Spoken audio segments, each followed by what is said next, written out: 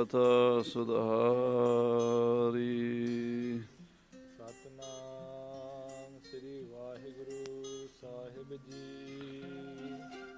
ਇਮ ਕਹਿ ਲੋਚਨ ਤੇ ਜਲ ਡਾਰਾ, ਸਤਿਗੁਰ ਕੋ ਔਰ ਰੂਪ ਚਿਤਾਰਾ।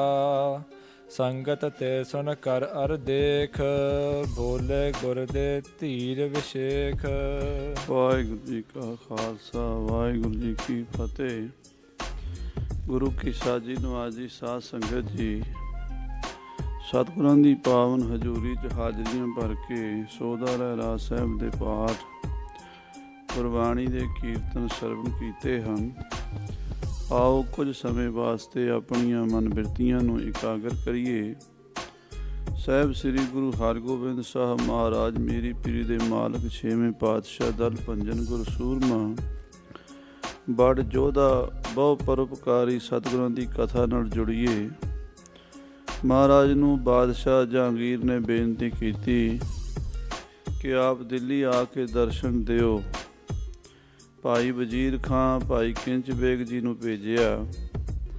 ਇਹਨਾਂ ਗੁਰਮੁਖਾਂ ਦੀ ਬੇਨਤੀ ਤੇ ਸਤਿਗੁਰੂ ਦਿੱਲੀ ਜਾ ਪਹੁੰਚੇ ਹਨ ਔਰ ਮਜਨੂ ਦੇ ਟਿੱਲੇ ਤੇ ਸਤਿਗੁਰੂ ਜੀ ਨੇ ਪੜਾਅ ਕੀਤਾ ਜਮਨਾ ਦੇ ਕਿਨਾਰੇ ਤੇ।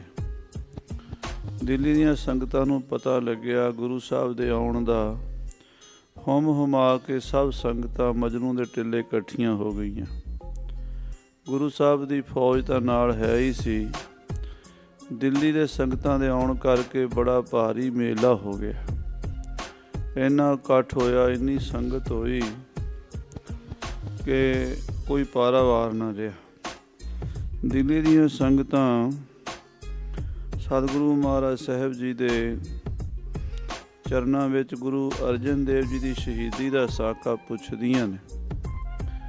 ਮਹਾਰਾਜ ਨੇ ਉਹਨਾਂ ਸਾਰਿਆਂ ਸਿੱਖਾਂ ਨੂੰ ਦੱਸਿਆ ਕਿ ਭਾਈ ਪਰਮੇਸ਼ਰ ਦੇ ਭਾਣੇ ਵਿੱਚ ਹੀ ਸਤਿਗੁਰੂ ਅਰਜਨ ਦੇਵ ਜੀ ਨੇ ਰਹਿ ਕੇ ਉਹ ਤਸੀਹੇ ਸਹੇ ਹਨ, ਸ਼ਹੀਦੀ ਪਾਈ ਹੈ, ਆਪਣੀ ਕਰਾਮਾਤ, ਆਪਣੀ ਸ਼ਕਤੀ ਜ਼ਾਹਰ ਨਹੀਂ ਹੋਣ ਦਿੱਤੀ। ਭਾਣਾ ਕਿਵੇਂ ਮੰਨੀਦਾ ਹੈ, ਇਹ ਗੁਰੂ ਅਰਜਨ ਦੇਵ ਜੀ ਮਹਾਰਾਜ ਨੇ ਦੱਸਿਆ। ਤੇਰਾ ਕੀਆ ਮੀਠਾ ਲਾਗੈ, ਹਰ ਨਾਮ ਪਦਾਰਥ ਨਾਨਕ ਮੰਗੈ। ਹੁਣ ਉਹ ਸਮਾਂ ਆ ਗਿਆ ਜਦੋਂ ਗੁਰੂ ਸਾਹਿਬ ਜੀ ਦੇ ਕਾਤਲਾਂ ਨੂੰ ਕੀਤੇ ਹੋਏ ਕਰਮਾਂ ਦੀ ਸਜ਼ਾ ਮਿਲੇਗੀ। ਉਹ ਬਚਨ ਮਹਾਰਾਜ ਸਾਹਿਬ ਜੀ ਸੰਗਤਾਂ ਨੂੰ ਦੇ ਕੇ ਧੀਰਜ ਦੇ ਰਹੇ ਨੇ। ਮਜਨੂ ਦੇ ਟਿੱਲੇ ਤੇ ਦਿੱਲੀ 'ਚ ਆਪਣੀ ਸੁਰਤੀ ਨੂੰ ਲੈ ਚੱਲੀਏ। ਛੇਵੇਂ ਪਾਤਸ਼ਾਹ ਦੇ ਚਰਨਾਂ ਵਿੱਚ ਸੁਰਤ ਜੋੜ ਕੇ ਆਖੀਏ, ਸਤਨਾਮ ਸ੍ਰੀ ਵਾਹਿਗੁਰੂ ਸਾਹਿਬ ਜੀ, ਸਤਨਾਮ ਸ੍ਰੀ ਵਾਹਿਗੁਰੂ ਸਾਹਿਬ ਜੀ। ਹਿਮ ਕਹਿ ਲੋਚਨ ਤੇ ਜਲ ਡਾਰਾ। ਇਸ ਤਰ੍ਹਾਂ ਕਹਿ ਕਰਕੇ ਸਤਿਗੁਰੂ ਮਹਾਰਾਜ ਦੀਆਂ ਸੰਗਤਾਂ ਬੈਰਾਗ ਵਿੱਚ ਆ ਗਈਆਂ। ਨੇਤਰਾਂ ਵਿੱਚ ਹੰਝੂ ਆ ਗਏ ਸਿੱਖਾਂ ਦੇ। ਸਤਿਗੁਰ ਕੋ ਔਰ ਰੂਪ ਚਿਤਾਰਾ। ਧੰਨ ਗੁਰੂ ਅਰਜਨ ਦੇਵ ਜੀ ਦਾ ਪਰਉਪਕਾਰੀ ਸੁੰਦਰ ਸਰੂਪ ਚੇਤੇ ਕਰਦੀਆਂ ਦਿੱਲੀ ਦੀਆਂ ਸੰਗਤਾਂ। ਸੰਗਤ ਤੇ ਸੁਨ ਕਰ ਅਰ ਦੇਖ। ਸੰਗਤਾਂ ਦਾ ਇਹ ਹਾਲ ਵੇਖ ਕੇ, ਸੰਗਤਾਂ ਦੀ ਵਿਆਕੁਲਤਾ ਦੇਖ ਕੇ, ਬੋਲੇ ਗੁਰ ਦੇ ਧੀਰ ਵਿਸ਼ੇਖ। ਮਹਾਰਾਜ ਛੇਵੇਂ ਪਾਤਸ਼ਾਹ ਜੀ ਸੰਗਤਾਂ ਨੂੰ ਧੀਰਜ ਦਿੰਦੇ ਹੋਏ ਬੋਲੇ ਹਨ, ਸਤਿਗੁਰ ਸਦਾ ਅਮਰ ਪਹਿਚਾਨੋ। ਭਾਈ ਸਿੱਖੋ, ਗੁਰੂ ਸਾਹਿਬ ਸਦਾ ਹੀ ਅਮਰ ਹਨ, ਹਾਜ਼ਰ ਨਾਜ਼ਰ ਹਨ। ਨਾ ਉਹ ਮਰਹਿ ਨ ਠਾਗੇ ਜਾਹੇ, ਜਿਨ ਕੈ ਰਾਮ ਵਸੈ ਮਨ ਮਾਹੇ। ਨਾ ਉਹ ਮਹਾਂਪੁਰਸ਼ ਮਰਦੇ ਨੇ, ਨਾ ਜਾਂਦੇ ਨੇ, ਸਦਾ ਹੀ ਰਹਿੰਦੇ ਨੇ। ਬ੍ਰਹਮ ਗਿਆਨੀ ਸਦ ਜੀਵੈ ਨਹੀਂ ਮਰਤਾ। ਮਹਾਂਪੁਰਸ਼ ਬ੍ਰਹਮ ਗਿਆਨੀ ਸਨ ਗੁਰੂ ਅਰਜਨ ਦੇਵ ਪਰਮੇਸ਼ਰ ਦਾ ਰੂਪ। ਉਹਨਾਂ ਨੂੰ ਕੌਣ ਮਾਰ ਸਕਦਾ ਹੈ। ਅੰਗ ਸੰਗ ਨਿਜ ਸਿੱਖਨ ਜਾਣੋ। ਗੁਰੂ ਅਰਜਨ ਦੇਵ ਜੀ ਸਾਡੇ ਅੰਗ ਸੰਗ ਹਨ, ਹਰ ਸਿੱਖ ਦੇ ਨਾਲ ਹਨ। ਜਿਹੜਾ ਗੁਰੂ ਅਰਜਨ ਦੇਵ ਜੀ ਦਾ ਪ੍ਰੇਮੀ ਹੈ, ਗੁਰੂ ਸਾਹਿਬ ਦੇ ਚਰਨਾਂ 'ਚ ਸੁਰਤੀ ਜੋੜਦਾ, ਉਹਨਾਂ ਦੀ ਬਾਣੀ ਪੜ੍ਹਦਾ, ਸੁਖਮਨੀ ਸਾਹਿਬ ਦਾ ਜਾਪ ਕਰਦਾ, ਮਹਾਰਾਜ ਅੰਗ ਸੰਗ ਰਹਿੰਦੇ ਹਨ। ਹਾਂਜੀ, ਦੋਨੋਂ ਲੋਕਨ ਵਿਖੈ ਸਹਾਏ। ਗੁਰੂ ਸਾਹਿਬ ਦੋਵਾਂ ਲੋਕਾਂ 'ਚ, ਦੋਵਾਂ ਜਹਾਨਾਂ ਵਿੱਚ ਆਪਣੇ ਸਿੱਖਾਂ ਦੇ ਅੰਗ ਸੰਗ ਸਹਾਈ ਹਨ। ਅਨੇਕ ਬਿਘਨ ਤੇ ਲੇਤ ਬਚਾਏ। ਔਰ ਸਤਿਗੁਰੂ ਆਪਣੇ ਸਿੱਖਾਂ ਨੂੰ ਬਿਘਨਾਂ ਤੋਂ ਬਚਾਉਂਦੇ, ਅਨੇਕਾਂ ਪ੍ਰਕਾਰ ਦੇ ਬਿਘਨਾਂ ਤੋਂ ਰੱਖਿਆ ਕਰਦੇ ਹਨ। ਕਰਨੋ ਹੋਤੋ ਸੋ ਕਾਰਨ ਤੈਸੇ। ਇਹ ਤਾਂ ਉਹਨਾਂ ਨੇ ਇਦਾਂ ਹੀ ਕਰਨਾ ਸੀ, ਉਹਨਾਂ ਦੀ ਮਰਜ਼ੀ ਸੀ ਸ਼ਹੀਦੀ ਪਾਣੀ ਸੀ ਪਾਪੀਆਂ ਦੇ ਰਾਜ ਦੀਆਂ ਜੜ੍ਹਾਂ ਪੁੱਟਣ ਵਾਸਤੇ। ਇਹ ਮਹਾਰਾਜ ਨੇ ਆਪਣਾ ਸੀਸ ਦਿੱਤਾ ਹੈ ਪੰਜਵੇਂ ਪਾਤਸ਼ਾਹ ਨੇ। ਹਾਂਜੀ, ਗੁਰ ਸੋ ਛੰਦ ਪਰੰਤੰਤਰ ਨਾ ਕੈਸੇ। ਗੁਰੂ ਸਾਹਿਬ ਆਜ਼ਾਦ ਹਨ, ਆਪਣੀ ਮਰਜ਼ੀ ਦੇ ਮਾਲਕ ਹਨ। ਉਹਨਾਂ ਨੂੰ ਨਾ ਕੋਈ ਕੈਦ ਕਰ ਸਕਦਾ ਹੈ, ਨਾ ਉਹਨਾਂ ਨੂੰ ਕੋਈ ਤੱਤੀ ਤਵੀ ਦੇ ਬਹਾ ਸਕਦਾ ਹੈ, ਨਾ ਉਹਨਾਂ ਦਾ ਕੋਈ ਨਿਰਾਦਰ ਕਰ ਸਕਦਾ। ਉਹ ਤਾਂ ਆਪ ਪਰਮੇਸ਼ਰ ਅਕਾਲ ਪੁਰਖ ਦਾ ਰੂਪ ਹਨ, ਉਹਨਾਂ ਨੂੰ ਨਹੀਂ ਕੋਈ ਮਾਰ ਸਕਦਾ। ਆਪਣੀ ਮਰਜ਼ੀ ਨਾਲ ਹੀ ਉਹਨਾਂ ਨੇ ਇਹ ਲੀਲਾ ਰਚਾਈ ਸੀ। ਹਾਂਜੀ, ਜਹਾਂ ਅਰਾਧ ਹੈ ਤਹ ਮੌਜੂਦ। ਜਿੱਥੇ ਯਾਦ ਕਰੀਏ ਗੁਰੂ ਅਰਜਨ ਦੇਵ ਜੀ ਉੱਥੇ ਹੀ ਹਾਜ਼ਰ। ਜਿੱਥੇ ਹਰ ਪ੍ਰਭ ਆਰਾਧੀ ਹੈ, ਜਿੱਥੇ ਹਰ ਆਰਾਧੀ ਹੈ ਤਿੱਥੇ ਹਰ ਮਿਤ ਸਹਾਈ। ਜਿੱਥੇ ਮਹਾਰਾਜ ਨੂੰ ਯਾਦ ਕਰੀਏ ਉੱਥੇ ਹੀ ਗੁਰੂ ਅਰਜਨ ਦੇਵ ਜੀ ਆਪਣੇ ਸਿੱਖਾਂ ਦੇ ਅੰਗ ਸੰਗ ਹਨ। ਦਾਸਨ ਕੇ ਪੂਰਤ ਸੁਖ ਦੂਤ।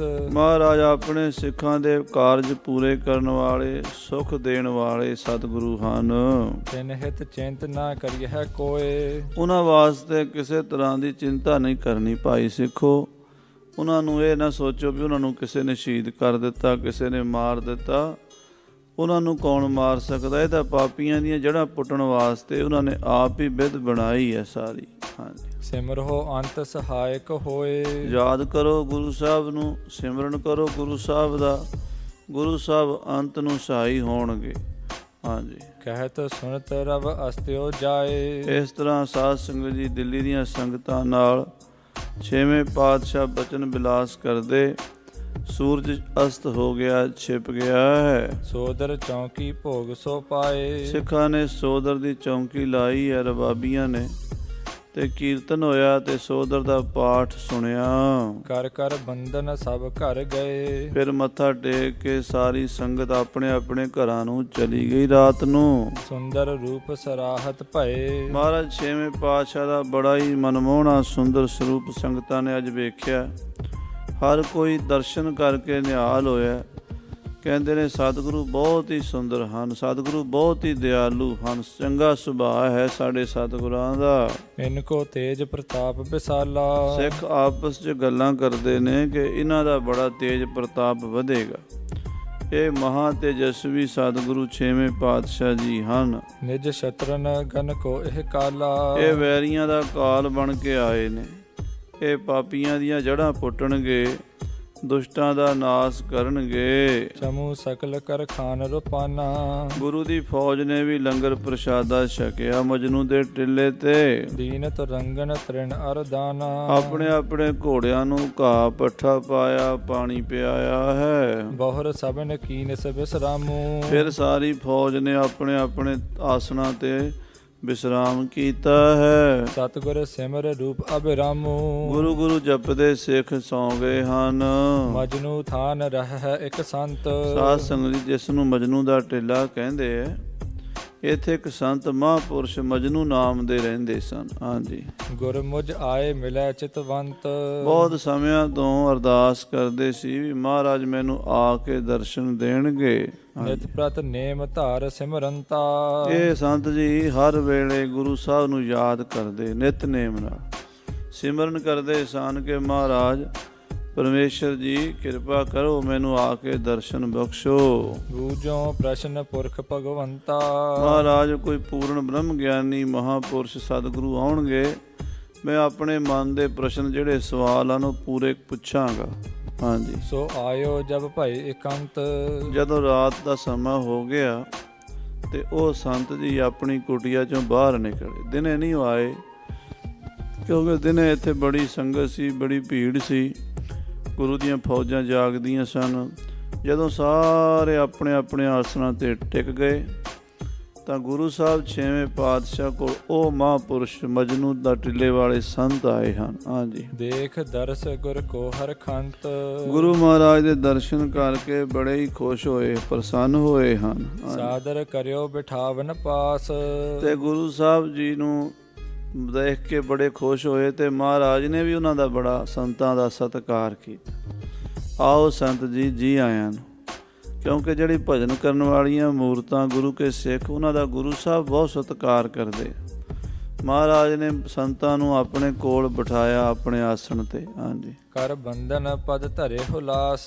ਤੇ ਉਹਨਾਂ ਸੰਤਾਂ ਨੇ ਮਹਾਰਾਜ ਦੇ ਚਰਨਾਂ ਤੇ ਮੱਥਾ ਟੇਕਿਆ। ਮਹਾਰਾਜ ਨੇ ਸੰਤਾਂ ਨੂੰ ਨਮਸਕਾਰ ਕੀਤੀ, ਬਹੁਤ ਇੱਕ ਦੂਜੀ ਦਾ ਆਦਰ ਮਾਣ ਕੀਤਾ ਹੈ। ਹਾਂਜੀ, ਹਾਥ ਜੋੜ ਕਰ ਬੂਜਨ ਕੀਨ। ਤੇ ਹੱਥ ਜੋੜ ਕੇ ਮਹਾਰਾਜ ਸਾਹਿਬ ਗੁਰੂ ਹਰਗੋਬਿੰਦ ਸਾਹਿਬ ਤੋਂ ਉਹ ਸੰਤ ਪੁੱਛਦੇ ਹਨ। ਹਾਂਜੀ, ਔਰ ਸੰਸ਼ਾ ਮੁਝ ਕਰੋ ਸੋ ਹੀਨੇ। ਇਹ ਮਹਾਰਾਜ ਜੀ, ਮੇਰੇ ਮਨ ਵਿੱਚ ਕੁਝ ਸੰਸ਼ੇ ਹਨ, ਕੁਝ ਸਵਾਲ ਹਨ, ਕੁਝ ਪ੍ਰਸ਼ਨ ਹਨ ਜਿਨ੍ਹਾਂ ਦਾ ਮੈਂ ਉੱਤਰ ਚਾਹੁੰਦਾ ਸੀ, ਪਰ ਇਹ ਸਵਾਲਾਂ ਦਾ ਜਵਾਬ ਹਰ ਕੋਈ ਤਾਂ ਦੇ ਨਹੀਂ ਸਕਦਾ। ਆਪ ਜੀ ਜੈਸੇ ਪੂਰਨ ਪੁਰਸ਼ ਹੀ ਦੇ ਸਕਦੇ ਹਨ। ਕਿਰਪਾ ਕਰੋ ਅੱਜ ਮੇਰੇ ਪ੍ਰਸ਼ਨਾਂ ਦਾ ਉੱਤਰ ਦੇ ਕੇ ਮੇਰੇ ਮਨ ਦੀ ਬਿਰਤੀ ਦੀ ਸੰਤੁਸ਼ਟੀ ਕਰੋ। ਇਹ ਜਗ ਸਾਚ ਕੇ ਝੂਠੋ ਬਨਿਓ। ਮਹਾਰਾਜ, ਮੇਰਾ ਇਹ ਸਵਾਲ ਹੈ ਵੀ ਇਹ ਸੰਸਾਰ ਝੂਠਾ ਹੈ ਕਿ ਸੱਚਾ ਹੈ? ਇਹ ਜੋ ਜਗਤ ਹੈ, ਇਹ ਸੰਸਾਰ ਸੱਚਾ ਹੈ ਕਿ ਝੂਠਾ ਹੀ ਬਣਿਆ ਦਿਸਦਾ ਹੈ? ਹਾਂਜੀ, ਨਿਸ਼ਚੈ ਭਇਓ ਨਾ ਮੈਂ ਮਨ ਗੁਨਿਓ। ਬਹੁਤ ਸਮੇਂ ਤੋਂ ਵਿਚਾਰ ਕਰ ਰਿਹਾ ਸੀ ਮੈਂ, ਅਜੇ ਤੱਕ ਮੇਰੇ ਅੰਦਰ ਇਸ ਗੱਲ ਦਾ ਨਿਸ਼ਚਾ ਨਹੀਂ ਹੋ ਸਕਿਆ, ਨਿਰਣਾ ਨਹੀਂ ਮੈਂ ਕਰ ਸਕਿਆ ਕਿ ਸੰਸਾਰ ਦਾ ਜਿੰਨਾ ਪਸਾਰਾ ਦਿਸਦਾ ਹੈ ਇਹ ਸੱਚਾ ਹੈ ਜਾਂ ਝੂਠਾ ਹੀ ਐਵੇਂ ਹੀ ਪ੍ਰਤੀਤ ਹੋ ਰਿਹਾ ਹੈ। ਹਾਂਜੀ, ਜੇਕਰ ਸਾਚ ਇਸੇ ਠਹਿਰਾਵੋ। ਜੇ ਮੈਂ ਇਸ ਨੂੰ ਸੱਚਾ ਮੰਨਦਾ ਹਾਂ, ਮੈਂ ਇਹ ਨਿਰਣਾ ਕਰਦਾ ਹਾਂ ਵੀ ਇਹ ਸੱਚਾ ਹੈ, ਪੂਰਬ ਮਰੇ ਨਹੀਂ ਦ੍ਰਿਸ਼ਟਾਵੋ। ਤਾਂ ਫਿਰ ਪਹਿਲਾਂ ਜਿਹੜੇ ਬੰਦੇ ਮੈਂ ਅੱਜ ਤੋਂ 30 ਸਾਲ 20 ਸਾਲ 50 ਸਾਲ ਪਹਿਲਾਂ ਦੇਖੇ ਸੀਗੇ, ਉਹ ਮਰ ਚੁੱਕੇ ਆ, ਹੁਣ ਦਿਸਦੇ ਨਹੀਂ। ਕਿੱਥੇ ਚਲੇ ਗਏ ਇੰਨੇ ਲੱਖਾਂ ਲੋਕ ਜਿਹੜੇ ਮੇਰੇ ਬਚਪਨ ਦੇ ਸਾਥੀ ਸੀਗੇ, ਮੈਂ ਦੇਖੇ ਸੀ। ਉਹਨਾਂ ਬਾਰੇ ਪੁੱਛਦਾ ਤੇ ਉਹ ਪਤਾ ਲੱਗਦਾ ਵੀ ਉਹ ਤਾਂ 10 ਸਾਲ ਪਹਿਲਾਂ ਮਰ ਗਏ, ਕੋਈ 20 ਸਾਲ ਪਹਿਲਾਂ ਮਰ ਗਏ, ਕੋਈ 30 ਸਾਲ ਪਹਿਲਾਂ ਮਰ ਗਏ, ਕੋਈ ਹਜ਼ਾਰਾਂ ਸਾਲ ਪਹਿਲਾਂ ਵੀ ਮਰੇ ਹੋਣਗੇ। ਇੱਦਾਂ ਮਹਾਰਾਜ ਉਹ ਬੰਦੇ ਨਜ਼ਰ ਨਹੀਂ ਆਉਂਦੇ। ਹਾਂਜੀ, ਜੇਕਰ ਝੂਠੋ ਕਰੋ ਵਿਚਾਰਨ। ਜੇ ਮੈਂ ਇਸ ਜਗਤ ਨੂੰ ਮੰਨਦਾ ਵੀ ਝੂਠਾ ਹੈ, ਦੂਜਾ ਪੱਖ ਲੈਂਦਾ ਹਾਂ ਵੀ ਇਹ ਝੂਠਾ ਹੈ, ਇਹ ਵਿਚਾਰ ਕਰਦਾ ਹਾਂ। ਹਾਂਜੀ, ਸਭ ਪ੍ਰਤੱਖ ਹੀ ਹੋਤ ਨਿਹਾਰਨ। ਫਿਰ ਦਿਸਦਾ ਕਿਉਂ ਹੈ? ਸਾਹਮਣੇ ਤੁਰੇ ਫਿਰਦੇ ਲੋਕ ਤੇ ਸੰਸਾਰ ਦਾ ਵਿਹਾਰ ਚੱਲਦਾ, ਖੁਸ਼ੀਆਂ ਗਮੀਆਂ ਬੜੇ ਇਸ ਤਰ੍ਹਾਂ ਦੇ ਰੰਗ ਬਿਰੰਗੇ ਢੰਗ ਤੇ ਦੁਨੀਆ 'ਚ ਵੇਖਣ ਨੂੰ ਮਿਲਦੇ ਆ। ਫਿਰ ਮਹਾਰਾਜ, ਜੇ ਝੂਠਾ ਹੈ ਫਿਰ ਦਿਸਦਾ ਕਿਉਂ ਹੈ? ਜੇ ਸੱਚਾ ਹੈ ਤੇ ਫਿਰ ਬਿਨਸਦਾ ਕਿਉਂ ਹੈ? ਇਹ ਗੱਲ ਮੇਰੇ ਅਜੇ ਤੱਕ ਪਕੜ 'ਚ ਨਹੀਂ ਆਈ। ਹਾਂਜੀ, ਸਾਚ ਝੂਠ ਦੋਨੋਂ ਹੋ ਵਿਦ ਕਹੈ। ਕੋਈ ਕਹਿੰਦੇ ਨੇ ਜਗਤ ਸੱਚਾ ਹੈ, ਕੋਈ ਕਹਿੰਦੇ ਨੇ ਝੂਠਾ ਹੈ। ਹਾਂਜੀ, ਆਪਸ ਵਿਖੇ ਵਿਰੋਧੀ ਅਹੈ। ਇਹ ਦੋਵੇਂ ਗੱਲਾਂ ਆਪਸ 'ਚ ਵਿਰੋਧੀ ਨੇ। ਜੇ ਕਹੀਏ ਵੀ ਸੱਚਾ ਹੈ ਤਾਂ ਫਿਰ ਇਹਦਾ ਮਤਲਬ ਝੂਠਾ ਨਹੀਂ ਹੈ, ਜੇ ਕਹੀਏ ਵੀ ਝੂਠਾ ਹੈ ਤਾਂ ਇਹਦਾ ਮਤਲਬ ਕਿ ਸੱਚਾ ਨਹੀਂ ਹੈ।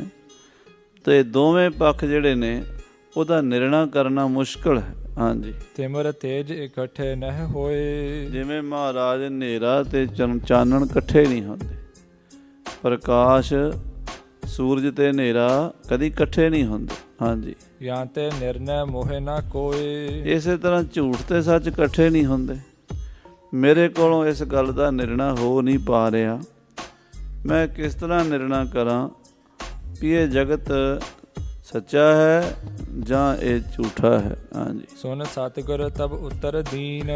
ਮਜਨੂ ਸੰਤ ਦਾ ਉਸ ਟਿੱਲੇ ਦੇ ਮਹਾਂਪੁਰਸ਼ ਦਾ ਪ੍ਰਸ਼ਨ ਸੁਣ ਕੇ ਸੱਚੇ ਪਾਤਸ਼ਾਹ ਜੀ ਉੱਤਰ ਦਿੰਦੇ, ਗੁਰੂ ਹਰਗੋਬਿੰਦ ਸਾਹਿਬ ਜੀ। ਹਾਂਜੀ, ਜਬ ਨਰ ਸੁਪਤ ਹੈ ਨਿੰਦਰਾ ਲੀਨ। ਮਹਾਰਾਜ ਕਹਿੰਦੇ, ਸੰਤ ਜੀ, ਜਦੋਂ ਬੰਦਾ ਸੌਂ ਜਾਂਦਾ ਹੈ, ਨਿੰਦਰਾ ਵਿੱਚ ਚਲਾ ਜਾਂਦਾ ਹੈ। ਹਾਂਜੀ, ਸੁਪਨ ਅਵਸਥਾ ਜਬ ਹੂੰ ਪਾਏ। ਜਦੋਂ ਸੁਪਨ ਅਵਸਥਾ ਆਉਂਦੀ ਹੈ, ਸੁਪਨਾ ਆਉਂਦਾ ਹੈ, ਸਗਲ ਜਗਤ ਜਾਨ ਹੋ ਤਿਸ ਭਾਏ। ਤਾਂ ਫਿਰ ਉਹ ਸੁਪਨੇ ਦੇ ਵਿੱਚ ਬੜੇ ਰੰਗ ਬਿਰੰਗੇ ਕੌਤਕ ਬੰਦਾ ਦੇਖਦਾ ਹੈ।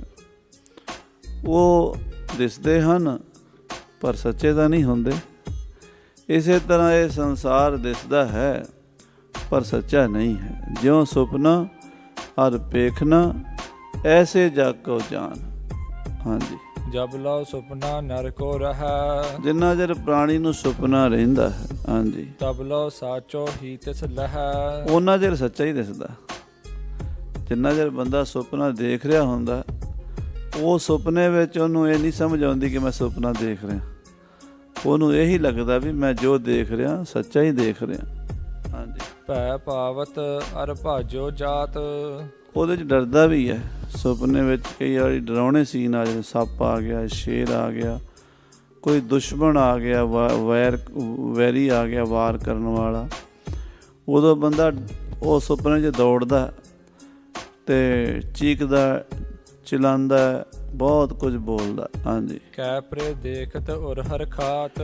ਜਾਂ ਕਈ ਵਾਰੀ ਸੁਪਨੇ 'ਚ ਚੰਗੇ ਸੀਨ ਆਉਂਦੇ ਆ, ਪਿਆਰੇ ਸੀਨ ਆਉਂਦੇ ਆ, ਖੁਸ਼ ਹੁੰਦਾ।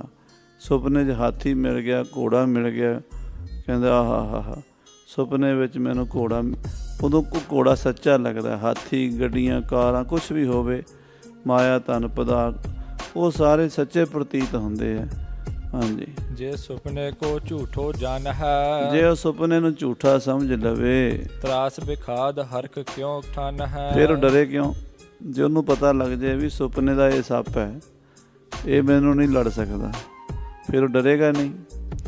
ਜੇ ਉਹਨੂੰ ਪਤਾ ਲੱਗ ਜਾਏ ਵੀ ਮੈਂ ਸੁਪਨੇ ਵਿੱਚ ਘੋੜੇ ਦੀ ਸਵਾਰੀ ਕਰ ਰਿਹਾ, ਜਾਗਣ ਵੇਲੇ ਘੋੜਾ ਰਹਿਣਾ ਕੋਈ ਨਹੀਂ, ਫਿਰ ਉਸ ਘੋੜੇ ਦੀ ਖੁਸ਼ੀ ਵੀ ਨਹੀਂ ਹੋਣੀ ਚਾਹੀਦੀ ਉਹਨੂੰ, ਪਰ ਹੁੰਦੀ ਹੈ, ਕਿਉਂਕਿ ਉਸ ਵੇਲੇ ਉਹਨੂੰ ਸੁਪਨਾ ਸੱਚਾ ਹੀ ਪ੍ਰਤੀਤ ਹੁੰਦਾ। ਉਹਨੂੰ ਇਹ ਨਹੀਂ ਲੱਗਦਾ ਵੀ ਕਿ ਮੈਂ ਸੁਪਨਾ ਦੇਖ ਰਿਹਾ, ਬਸ ਦੇਖ ਰਿਹਾ ਹੁੰਦਾ, ਉਹਦੇ ਵਿੱਚ ਉਹਦੀ ਬਿਰਤੀ ਜੁੜੀ ਹੁੰਦੀ ਹੈ। ਹਾਂਜੀ। ਤਬ ਸਾਚੋ ਲਖ ਕੈ ਸਭ ਕਰੈ। ਉਸ ਵੇਲੇ ਜੋ ਵੀ ਵਿਹਾਰ ਕਰਦਾ ਪ੍ਰਾਣੀ, ਭਾਵੇਂ ਉਹ ਖੁਸ਼ੀ ਮਨਾਉਣ ਦਾ ਹੋਵੇ, ਭਾਵੇਂ ਗਮੀ ਦਾ ਹੋਵੇ, ਭਾਵੇਂ ਉਹ ਡਰ ਰਿਹਾ ਹੋਵੇ, ਕੁਛ ਵੀ ਹੋ ਰਿਹਾ ਹੋਵੇ, ਉਹ ਉਸ ਵੇਲੇ ਸੁਪਨੇ ਦੇ ਸਾਰੇ ਵਿਹਾਰ ਸੱਚੇ ਜਾਣ ਕੇ ਹੀ ਕਰਦਾ। ਹਾਂਜੀ। ਬੀਰਜ ਬਿਨ ਸਾਚੇ ਕਿਉਂ ਗਿਰੈ। ਕਹਿੰਦੇ ਉਹਦੇ ਵਿੱਚ ਕਈ ਵਾਰੀ ਉਹਨੂੰ ਸੁਪਨ ਦੋਸ਼ ਤੱਕ ਹੋ ਜਾਂਦਾ, ਉਹ ਬਿਨਾਂ ਸੱਚੇ ਦੇ ਹੀ ਹੋ ਜਾਂਦਾ। ਕਹਿੰਦੇ ਸੱਚਾ ਲੱਗਦਾ, ਇਸ ਕਰਕੇ ਸਾਰਾ ਕੁਝ ਇਹ ਹੁੰਦਾ, ਪਰ ਕਹਿੰਦੇ ਵੀ ਉਹ ਦੋਸ਼ ਜੇ ਉਹਨੂੰ ਪਤਾ ਹੋਵੇ ਵੀ ਝੂਠਾ ਹੈ ਫਿਰ ਨਾ ਹੋਵੇ, ਪਰ ਹੁੰਦਾ। ਇਹਦਾ ਮਤਲਬ ਉਹਦਾ ਅਸਰ ਪੈਂਦਾ ਪੂਰਾ, ਉਹਦੀ ਬਿਰਤੀ ਤੋਂ ਚੱਲਦਾ ਸਾਰਾ ਕੰਮ।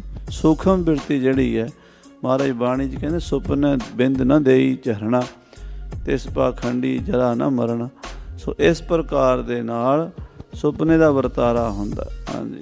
ਜਾਗਰਤ ਜਬ ਹੈ ਅਵਸਥਾ ਪਾਏ। ਜਦੋਂ ਜਾਗਰਤ ਅਵਸਥਾ ਹੁੰਦੀ, ਜਾਗਦਾ ਹੈ, ਉੱਠ ਪੈਂਦਾ, ਜਾਗ ਪੈਂਦਾ ਹੈ। ਹਾਂਜੀ। ਜੇ ਸਾਚੋ ਤਬ ਕਿਉਂ ਨਾ ਦਸਾਏ। ਮਹਾਰਾਜ ਕਹਿੰਦੇ ਫਿਰ ਉਹਨੂੰ ਜਿਹੜੇ ਸੁਪਨੇ ਦੇ ਪਦਾਰਥ ਦੇਖੇ ਸਨ, ਜੇ ਸੱਚੇ ਹੁੰਦੇ ਫਿਰ ਦਿਸਣੇ ਚਾਹੀਦੇ ਆ, ਪਰ ਸੁਪਨੇ ਦੀਆਂ ਸਾਰੀਆਂ ਚੀਜ਼ਾਂ ਸੁਪਨੇ 'ਚ ਹੀ ਰਹਿ ਜਾਂਦੀਆਂ।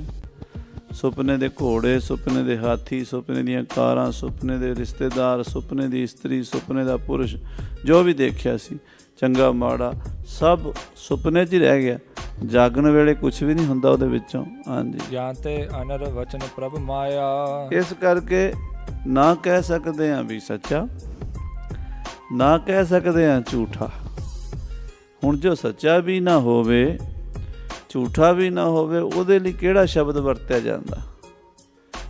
ਦੋ ਹੀ ਚੀਜ਼ਾਂ ਨੇ, ਇੱਕ ਨੂੰ ਤੁਸੀਂ ਕਹੋਗੇ ਸੱਚਾ, ਦੂਸਰੀ ਅਵਸਥਾ ਨੂੰ ਕਹੋਗੇ ਝੂਠਾ, ਪਰ ਕਹਿੰਦੇ ਦੋਵੇਂ ਹੀ ਨਹੀਂ ਹਨ। ਫਿਰ ਕੀ ਹੈ? ਫਿਰ ਉਹਦੇ ਲਈ ਕੋਈ ਸ਼ਬਦ ਹੈ? ਕਹਿੰਦੇ ਹਾਂ, ਉਹ ਹੈ ਅਨਰਵਚਨੀ ਹੈ। ਅਨਰਵਚਨੀ ਦਾ ਮਤਲਬ ਹੈ ਵੀ ਕੁਛ ਨਹੀਂ ਕਿਹਾ ਜਾ ਸਕਦਾ, ਕੋਈ ਵਚਨ ਉਹਦੇ ਬਾਰੇ ਨਿਰਣਾ ਕਰਕੇ ਦੱਸਿਆ ਨਹੀਂ ਜਾ ਸਕਦਾ। ਜੇ ਉਹ ਸੱਚਾ ਨਾ ਹੋਵੇ ਸੁਪਨੇ ਦਾ ਪਦਾਰਥ, ਤਾਂ ਸੁਪਨੇ ਵਿੱਚ ਸੁਪਨ ਦੋਸ਼ ਨਹੀਂ ਹੋਣਾ ਚਾਹੀਦਾ, ਹੁੰਦਾ। ਇਹਦਾ ਮਤਲਬ ਵੀ ਉੱਥੇ ਕੁਛ ਉਹ ਪ੍ਰਤੀਤ ਹੋਇਆ, ਪਰ ਜੇ ਉਹ ਝੂਠਾ ਹੈ ਤੇ ਉਹ ਸਾਰਾ ਬਿਨਸ ਗਿਆ, ਜਾਗਣ ਵੇਲੇ ਨਜ਼ਰ ਨਹੀਂ ਆਇਆ। ਇਸ ਕਰਕੇ ਕੁਛ ਨਹੀਂ ਕਹਿ ਸਕਦੇ ਕਿ ਇਹ ਸੰਸਾਰ ਸੱਚਾ ਹੈ ਜਾਂ ਝੂਠਾ ਹੈ। ਅਨਰਬਚਨੀ ਹੈ। ਸਤ ਅਸਤ ਨ ਵੇਦੋ ਕਹੈ, ਨਾ ਇਹ ਸਤ ਹੈ ਨਾ ਇਹ ਅਸਤ ਹੈ। ਕੁਛ ਵੀ ਨਹੀਂ। ਕੀ ਹੈ? ਕਹਿੰਦੇ ਜਿਉਂ ਸੁਪਨਾ ਵੇਖਣਾ ਐਸੇ ਜਾਕੋ ਜਾਣ। ਨਿਰਣਾ ਕਰਕੇ ਕੁਛ ਨਹੀਂ ਕਹਿ ਸਕਦੇ। ਹਾਂਜੀ। ਜਾਨੀ ਪਰ ਹੈ ਨਾ ਬਿਨ ਗੁਰ ਦਾਇਆ। ਗੁਰੂ ਦੀ ਦਇਆ ਤੋਂ ਬਿਨਾਂ ਪੂਰੇ ਮਹਾਂਪੁਰਸ਼ ਸਤਿਗੁਰੂ ਦੇ ਸਿਰ ਤੇ ਹੱਥ ਨਾ ਹੋਵੇ, ਇਹ ਗੱਲ ਦਾ ਪਤਾ ਨਹੀਂ ਲੱਗਦਾ। ਇਹ ਗੱਲ ਉਦੋਂ ਹੀ ਅਨੁਭਵ 'ਚ ਆਉਂਦੀ ਹੈ ਜਦੋਂ ਗੁਰੂ ਨਾਨਕ ਦੇਵ ਜੀ ਕਿਸੇ ਬੰਦੇ ਦੇ ਸਿਰ ਤੇ ਹੱਥ ਰੱਖ ਦਿੰਦੇ ਹਨ। ਹਾਂਜੀ। ਸਾਚ ਝੂਠ ਕਿਛ ਕਹੀ ਨਾ ਜਾਏ। ਸੱਚ ਹੈ ਕਿ ਝੂਠ ਹੈ, ਨਹੀਂ ਕਿਹਾ ਜਾ ਸਕਦਾ, ਕੁਛ ਨਹੀਂ ਕਹਿ ਸਕਦੇ। ਇਹ ਜਗਤ ਸੱਚਾ ਹੈ, ਬਾਣੀ ਚਾਹੁੰਦਾ ਇਹ ਜਗ ਸੱਚੇ ਕੀ ਹੈ ਕੋਠੜੀ, ਸੱਚੇ ਕਾ ਵਿਚਵਾ, ਸੱਚੇ ਤੇਰੇ ਖੰਡ, ਸੱਚੇ ਬ੍ਰਹਮੰਡ, ਸੱਚੇ ਤੇਰੇ ਲੋ, ਸੱਚੇ ਆਕਾਰ। ਦੂਜੇ ਪਾਸੇ ਕਹਿੰਦੇ ਕੂੜ ਰਾਜਾ, ਕੂੜ ਪ੍ਰਜਾ, ਕੂੜ ਸਭ ਸੰਸਾਰ, ਕੂੜ ਮੰਡਪ, ਕੂੜ ਮਾੜੀ, ਕੂੜ ਬੈਸਣਹਾਰ। ਇੱਕ ਪਾਸੇ ਸੱਚੇ ਕਹਤੇ, ਇੱਕ ਪਾਸੇ ਕੂੜੇ ਕਹਤੇ। ਅਸਲ ਵਿੱਚ ਮਹਾਰਾਜ ਕਹਿੰਦੇ ਜੇ ਤੇ ਪਰਮੇਸ਼ਰ ਨਾਲ ਜੁੜ ਜਾਓ, ਸੱਚੇ ਵਾਹਿਗੁਰੂ ਨਾਲ, ਤਾਂ ਉਹਦੇ ਸਾਰੇ ਰਚੇ ਹੋਏ ਖੰਡ ਬ੍ਰਹਮੰਡ ਸੱਚੇ ਦੇ ਹੀ ਹਨ, ਸੱਚੇ ਦੀ ਮਾਇਆ ਸਾਰੀ। ਤੇ ਜੇ ਮਾਇਆ 'ਚ ਜੁੜ ਜਾਓ ਤੇ ਮਾਇਆ ਝੂਠੀ ਹੈ, ਫਿਰ ਕੂੜ ਰਾਜਾ ਕੂੜ ਪ੍ਰਜਾ, ਫਿਰ ਕੁਛ ਹੈ ਹੀ ਨਹੀਂ। ਇਸ ਕਰਕੇ ਇਹ ਪੂਰੇ ਗੁਰੂ ਦੀ ਕਿਰਪਾ ਤੋਂ ਬਿਨਾਂ ਪੜਦਾ ਚੁੱਕਿਆ ਨਹੀਂ ਜਾਂਦਾ, ਇਹ ਭੇਦ ਨਹੀਂ ਆਉਂਦਾ। ਇਹ ਭੇਦ ਸਤਿਗੁਰੂ ਹੀ ਸਮਝਾਉਂਦੇ ਹਨ। ਹਾਂਜੀ, ਤਹਿ ਕਾਰਜ ਇਹ ਜਗਤ ਸੁਭਾਏ। ਛੇਵੇਂ ਪਾਤਸ਼ਾਹ ਕਹਿੰਦੇ ਜਗਤ ਮਾਇਆ ਦਾ ਕਾਰਜ ਹੈ, ਮਾਇਆ ਦਾ ਕਾਰਜ ਹੈ ਇਹ। ਮਾਇਆ ਹੈ ਨਹੀਂ, ਦਿਸਦੀ ਹੈ। ਫਿਰ ਜਗਤ ਵੀ ਜਿਹਦਾ ਕਾਰਨ ਝੂਠਾ ਹੋਵੇ ਉਹਦਾ ਕਾਰਜ ਵੀ ਝੂਠਾ ਹੀ ਹੁੰਦਾ। ਜੈਸਾ ਕਾਰਨ ਹੋਵੇ ਵੈਸਾ ਕਾਰਜ ਹੁੰਦਾ। ਜਿਵੇਂ ਕਾਰਨ ਕਹਿੰਦੇ ਬੀਜ ਨੂੰ, ਜਿਵੇਂ ਆਪਾਂ ਕਣਕ ਦਾ ਬੀਜ ਬੀਜਿਆ, ਕਣਕ ਹੀ ਉੱਗੇਗੀ, ਝੋਨਾ ਤਾਂ ਨਹੀਂ ਉੱਗੇਗਾ। ਜੇ ਮਾਇਆ ਅਸਤ ਹੈ ਤਾਂ ਉਹਦਾ ਕਾਰਜ ਜਗਤ ਵੀ ਅਸਤ ਹੀ ਹੈ। ਜੇ ਮਾਇਆ ਸਤ ਹੈ ਤਾਂ ਜਗਤ ਵੀ ਸਤ ਹੈ। ਇਸ ਕਰਕੇ ਨਾ ਮਾਇਆ ਸਤ ਹੈ ਨਾ ਅਸਤ ਹੈ, ਮਾਇਆ ਅਨਿਰਵਚਨੀ ਹੈ ਤੇ ਜਗਤ ਵੀ ਅਨਿਰਵਚਨੀ ਹੈ। ਜਗਤ ਦੀ ਵੀ ਗੋਲ, ਕਹਿੰਦੇ ਨਾ ਵੀ ਦੁਨੀਆ ਗੋਲ ਹੈ। ਇਹ ਆਮ ਜਟਕੀ ਬੋਲੀ 'ਚ ਲੋਕ ਇੱਦਾਂ ਸਮਝਾ ਦਿੰਦੇ ਆ ਸਿਆਣੇ, ਉਹ ਕਹਿੰਦੇ ਦੁਨੀਆ ਗੋਲ ਹੈ। ਗੋਲ ਦਾ ਮਤਲਬ ਵੀ ਸਮਝ ਨਹੀਂ ਆਉਂਦੀ, ਦੁਨੀਆ ਦੀ ਕੋਈ ਸਮਝ ਨਹੀਂ ਆਉਂਦੀ ਕਿਸੇ ਨੂੰ ਵੀ। ਕਿਹੜੀ ਚੀਜ਼ ਨੂੰ ਤੁਸੀਂ ਪਕੜੋ, ਕਿਸੇ ਤੰਦ ਨੂੰ ਪਕੜੋ, ਉਹਦੇ 'ਚ ਤੁਹਾਨੂੰ ਗੋਲ ਦੋ ਤਰ੍ਹਾਂ ਦੀ ਗੱਲ ਹੋਵੇਗੀ। ਦੋਵੇਂ ਪਾਸੇ ਤੁਸੀਂ ਜਾਓਗੇ, ਨਾ ਤੁਸੀਂ ਸਹੀ ਮੰਨ ਸਕਦੇ ਹੋ, ਉਹਨਾਂ ਨੂੰ ਗਲਤ ਮੰਨ ਸਕਦੇ ਹੋ। ਇਸ ਕਰਕੇ ਸੰਸਾਰ ਦੀ ਕਿਸੇ ਵੀ ਗੱਲ ਦੇ ਉੱਤੇ ਮਹਾਂਪੁਰਸ਼ ਵਿਵਾਦ ਨਹੀਂ ਕਰਿਆ ਕਰਦੇ। ਉਹ ਕਹਿੰਦੇ ਪਰਮੇਸ਼ਰ ਦੀ ਮਾਇਆ, ਇਹਦਾ ਕਿਸੇ ਨੂੰ ਭੇਦ ਨਹੀਂ ਆਇਆ। ਹਾਂਜੀ, ਮਾਇਆ ਕੋ ਆਖ ਅਗਿਆਨਾ। ਹਾਂ, ਮਾਇਆ ਦਾ ਨਾਮ ਹੀ ਅਗਿਆਨ ਹੈ। ਮਾਇਆ ਦਾ ਨਾਮ ਹੈ ਅਗਿਆਨ। ਅਗਿਆਨ ਕੀ ਹੈ? ਆਈ ਡੋਂਟ ਨੋ, ਮੈਂ ਨਹੀਂ ਜਾਣਦਾ, ਮੈਨੂੰ ਪਤਾ ਨਹੀਂ। ਇਹ ਅਗਿਆਨ ਦਾ ਸਰੂਪ ਹੈ। ਕਵੀਰਾਜ ਭਾਈ ਸੰਤੋਖ ਸਿੰਘ ਜੀ ਨੇ ਅੱਗੇ ਚੱਲ ਕੇ ਜਦੋਂ ਭਾਈ ਦਇਆ ਸਿੰਘ ਜੀ ਤੋਂ ਸਿੰਘ ਪੁੱਛਦੇ, ਕਹੋ ਰੂਪ ਅਗਿਆਨ, ਅਗਿਆਨ ਦਾ ਰੂਪ ਦੱਸੋ ਭਾਈ ਦਇਆ ਸਿੰਘ ਜੀ। ਤਾਂ ਭਾਈ ਦਇਆ ਸਿੰਘ ਜੀ ਕਹਿੰਦੇ ਮਾਇਆ ਅਗਿਆਨ ਜਗਤ ਇਹ ਸਭ ਇੱਕੋ ਜਿਹਾ ਹੀ ਵਰਤਾਰਾ ਹੈ। ਅਗਿਆਨ ਇਹ ਹੈ ਵੀ ਪਤਾ ਨਹੀਂ, ਮੈਨੂੰ ਨਹੀਂ ਪਤਾ ਕੀ ਹੋ ਰਿਹਾ। ਜਦੋਂ ਗੂੜੀ ਨੀਂਦ ਵਿੱਚ ਸੁੱਤਾ, ਸੁਪਨਾ ਵੀ ਨਹੀਂ ਦੇਖਿਆ, ਤੇ ਉੱਠ ਕੇ ਕਹਿੰਦਾ ਅੱਜ ਮੈਂ ਇੰਨੀ ਗੂੜੀ ਨੀਂਦ ਸੁੱਤਾ ਸੀ, ਮੈਨੂੰ ਪਤਾ ਹੀ ਨਹੀਂ ਚੱਲਿਆ ਮੈਂ ਕਿੱਥੇ ਸੁੱਤਾ ਹਾਂ। ਉਹ ਅਗਿਆਨ ਦਾ ਸਰੂਪ ਹੈ। ਜਿਹੜੀ ਚੀਜ਼ ਦਾ ਪਤਾ ਨਹੀਂ, ਅਗਿਆਨ ਉਹੀ ਹੈ। ਕੋਈ ਵੀ ਗੱਲ ਕੋਈ ਪੁੱਛੇ ਤੇ ਕਹਿ ਦੇ ਮੈਂ ਨਹੀਂ ਜਾਣਦਾ, ਆਈ ਡੋਂਟ ਨੋ, ਮੈਂ ਨਹੀਂ ਜਾਣਦਾ, ਮੈਨੂੰ ਨਹੀਂ ਪਤਾ। ਬਸ ਇਹ ਅਗਿਆਨ ਦਾ ਸਰੂਪ ਹੈ। ਜਗਤ ਬਾਰੇ ਵੀ ਆਪਾਂ ਕੁਛ ਨਹੀਂ ਜਾਣਦੇ, ਕੀ ਹੈ? ਕੁਛ ਵੀ ਨਹੀਂ। ਹਾਂਜੀ, ਇਸ ਕੋ ਰੂਪ ਨਾ ਨਿਜ ਕੋ ਜਾਨਾ। ਮਹਾਰਾਜ ਕਹਿੰਦੇ ਇਹਦਾ ਅਗਿਆਨ ਦਾ ਰੂਪ ਕੀ ਹੈ? ਕਿਸੇ ਨੇ ਪੁੱਛਿਆ ਵੀ ਅਗਿਆਨ ਦਾ ਕੀ ਰੂਪ ਹੈ? ਤਾਂ ਕਹਿੰਦੇ ਆਪਣੇ ਆਪ ਨੂੰ ਨਾ ਜਾਣਨਾ। ਮੈਂ ਕੀ ਹਾਂ? ਮੈਂ ਕੀ ਹਾਂ? ਬੁੱਲਾ ਕੀ ਜਾਣਾ ਮੈਂ ਕੌਣ? ਸਾਈਂ ਬੁੱਲੇ ਸ਼ਾਹ ਦੀ ਕਲਾਮ ਹੈ, ਉਹ ਕਹਿੰਦੇ ਕੀ ਜਾਣਾ ਮੈਂ ਕੌਣ, ਮੈਂ ਕੀ ਹਾਂ? ਕੋਈ ਪਤਾ ਹੀ ਨਹੀਂ। ਆਪਣੇ ਆਪ ਨੂੰ ਨਾ ਜਾਣਨਾ ਹੀ ਅਗਿਆਨ ਹੈ। ਭੁੱਲ ਗਏ ਹੋ ਅਗਿਆਨ ਤੇ ਆਤਮ ਆਪਣ ਰੂਪ। ਆਤਮਾ ਆਪਣੇ ਆਪ ਨੂੰ ਭੁੱਲ ਚੁੱਕੀ ਹੈ, ਮੈਂ ਆਤਮਾ ਹਾਂ। ਕਹੋ ਕਬੀਰੇ ਰਾਮ ਕੀ ਅੰਸ, ਇਹ ਭੁੱਲ ਚੁੱਕੀ ਹੈ ਗੱਲ। ਮੈਂ ਫਲਾਣਾ ਸਿੰਘ ਹਾਂ, ਮੈਂ ਹਿੰਦੂ ਹਾਂ, ਮੈਂ ਮੁਸਲਮਾਨ ਹਾਂ, ਮੈਂ ਸਿੱਖ ਹਾਂ, ਮੈਂ ਈਸਾਈ ਹਾਂ, ਮੈਂ ਬਾਹਮਣ ਹਾਂ, ਮੈਂ ਖੱਤਰੀ ਹਾਂ, ਮੈਂ ਜੱਟ ਹਾਂ, ਮੈਂ ਵੈਸ਼ ਹਾਂ, ਮੈਂ ਸ਼ੂਦਰ ਹਾਂ, ਮੈਂ ਮੋਟਾ ਹਾਂ, ਮੈਂ ਪਤਲਾ ਹਾਂ, ਮੈਂ ਕਮਜ਼ੋਰ ਹਾਂ, ਮੈਂ ਬਲਵਾਨ ਹਾਂ, ਮੈਂ ਗੋਰਾ ਹਾਂ, ਮੈਂ ਕਾਲਾ ਹਾਂ, ਮੈਂ ਮਧਰਾ, ਮੈਂ ਲੰਮਾ ਹਾਂ, ਮੈਂ ਸੁਖੀ ਹਾਂ, ਮੈਂ ਦੁਖੀ ਹਾਂ। ਇੱਦਾਂ ਆਪਣੇ ਆਪ ਨੂੰ ਸਮਝਿਆ, ਜੀਵ ਸਮਝ ਲਿਆ, ਆਪਣੇ ਆਪ ਨੂੰ ਆਤਮ ਸਰੂਪ ਨਹੀਂ ਸਮਝਿਆ। ਇਹੀ ਅਗਿਆਨ ਹੈ। ਹਾਂਜੀ, ਵਸਤ ਸਤ ਕੋ ਜਾਣ ਹੈ ਨਾਹੀ। ਜਿਹੜੀ ਸਤ ਵਸਤੂ ਹੈ ਆਤਮਾ, ਉਹਨੂੰ ਜਾਣਦਾ ਨਹੀਂ। ਜਿਹੜਾ ਅਸਤ ਸਰੀਰ ਹੈ, ਝੂਠ ਹੈ, ਉਹਨੂੰ ਸਮਝਦਾ। ਫੋਟੋਆਂ ਖਿਚਾਉਂਦਾ ਆਪਣੀਆਂ, ਉਹ ਫੋਟੋਆਂ ਖਿਚਾ ਕੇ ਲਾਈਆਂ ਘਰਾਂ ਦੇ ਵਿੱਚ ਵੀ ਆਹ ਮੇਰੀ ਫੋਟੋ ਹੈ। ਆਤਮਾ ਦੀ ਫੋਟੋ ਤਾਂ ਕੋਈ ਹੈ ਨਹੀਂ, ਉਹ ਤਾਂ ਖਿੱਚੀ ਨਹੀਂ ਜਾਂਦੀ। ਜਿਹੜਾ ਅਸਲੀ ਰੂਪ ਹੈ ਉਹਦਾ ਪਤਾ ਨਹੀਂ। ਜਿਹੜਾ ਮਿੱਟੀ ਦਾ ਸਰੀਰ ਬਦਲਣ ਵਾਲਾ ਹੈ, ਜਦੋਂ ਬੱਚਾ ਜੰਮਦਾ ਉਦੋਂ ਉਹਦਾ ਸਰੀਰ ਹੋਰ ਹੁੰਦਾ, ਜਵਾਨ ਹੁੰਦਾ ਹੋਰ ਹੁੰਦਾ, ਬੁੱਢਾ ਹੁੰਦਾ ਹੋਰ, ਕਈ ਰੂਪ ਬਦਲਦਾ। ਉਸ ਰੂਪ ਜਿਹੜਾ ਅਸਲੀ ਉਹ ਤਾਂ ਬਦਲਣ ਵਾਲਾ ਹੈ ਨਹੀਂ ਨਾ, ਉਹ ਤਾਂ ਇੱਕੋ ਜਿਹਾ ਹੀ ਹੈ। ਅਤੇ ਬਦਲਣ ਵਾਲੇ ਝੂਠੇ ਨੂੰ ਕਹਿੰਦਾ ਹੈ ਸੱਚਾ, ਅਤੇ ਜਿਹੜਾ ਸੱਚਾ ਹੈ ਉਹਨੂੰ ਕਹਿੰਦਾ ਪਤਾ ਨਹੀਂ ਹੈ ਕਿ ਨਹੀਂ ਹੈ, ਉਹਨੂੰ ਜਾਣਦਾ ਹੀ ਨਹੀਂ। ਹਾਂਜੀ, ਕਲਪ ਹੈ ਅਪਰ ਤਿਸੀ ਕੇ ਮਾਹੀ। ਉਸ ਆਤਮਾ ਦੇ ਵਿੱਚ ਹੀ ਕਈ ਤਰ੍ਹਾਂ ਦੀ ਕਲਪਨਾ ਬਣਾ ਕੇ ਰੱਸੀ ਦਾ ਸੱਪ ਬਣਾਈ ਬੈਠਾ ਹੈ। ਹਾਂਜੀ, ਦੇ ਦ੍ਰਿਸ਼ਟਾਂਤ ਤੋਹੇ ਸਮਝਾਵੈ। ਮਹਾਰਾਜ ਕਹਿੰਦੇ ਸੰਤ ਜੀ ਤੁਹਾਨੂੰ ਅਸੀਂ ਦ੍ਰਿਸ਼ਟਾਂਤ ਦੇ ਕੇ, ਦਲੀਲ ਦੇ ਕੇ ਸਮਝਾਉਂਦੇ ਹਾਂ। ਹਾਂਜੀ, ਜਗ ਕੀ ਰਚਨਾ ਤਥਾ ਜਨਾਵੈ। ਜੋ ਜਗਤ ਦੀ ਰਚਨਾ ਹੈ, ਸੱਤ ਹੈ, ਜੋ ਵਾਸਤਵ ਵਿੱਚ ਹੈ, ਸੱਚਾਈ ਹੈ, ਉਹ ਅਸੀਂ ਦੱਸਾਂਗੇ। ਹਾਂਜੀ, ਤਮ ਮਹਿ ਰਜ ਕੋ ਨਾਹੇ ਨਾ ਜਨ ਹੈ। ਕਹਿੰਦੇ ਤਮ, ਰਜ, ਸਤ ਇਹ ਤਿੰਨ ਮਾਇਆ ਦੇ ਗੁਣ ਹਨ। ਤਮੋ ਗੁਣ ਵਿੱਚ ਅਤੇ ਰਜੋ ਗੁਣ ਵਿੱਚ ਆਤਮ ਸਰੂਪ ਦਾ ਸਾਖਸ਼ਾਤ ਨਹੀਂ ਹੁੰਦਾ, ਸਤੋ ਵਿੱਚ ਵੀ ਨਹੀਂ ਹੁੰਦਾ, ਪਰ ਸਤੋ ਗਿਆਨ ਦੇ ਨੇੜੇ ਹੁੰਦੀ ਹੈ। ਅੱਗੇ ਚੱਲ ਕੇ ਮਹਾਰਾਜ ਦਾ ਵਿਸਥਾਰ ਨਾਲ ਖੁਲਾਸਾ ਕਰਨਗੇ, ਕਿਉਂਕਿ ਇਹ ਜਿਹੜੇ ਪ੍ਰਕਰਨ ਹਨ ਨਾ ਆਤਮ ਗਿਆਨ ਦੇ, ਰੂਹਾਨੀਅਤ ਗਿਆਨ ਦੇ, ਇਹ ਬੜੇ ਡੂੰਘੇ ਅਤੇ ਸਮਾਂ ਮੰਗਦੇ ਹਨ। ਸੋ ਇਹ ਕੱਲ੍ਹ ਨੂੰ ਆਪਾਂ ਸਾਧ ਸੰਗਤ ਜੀ ਕਥਾ ਵਿਸਥਾਰ ਨਾਲ ਸਰਵਣ ਕਰਾਂਗੇ।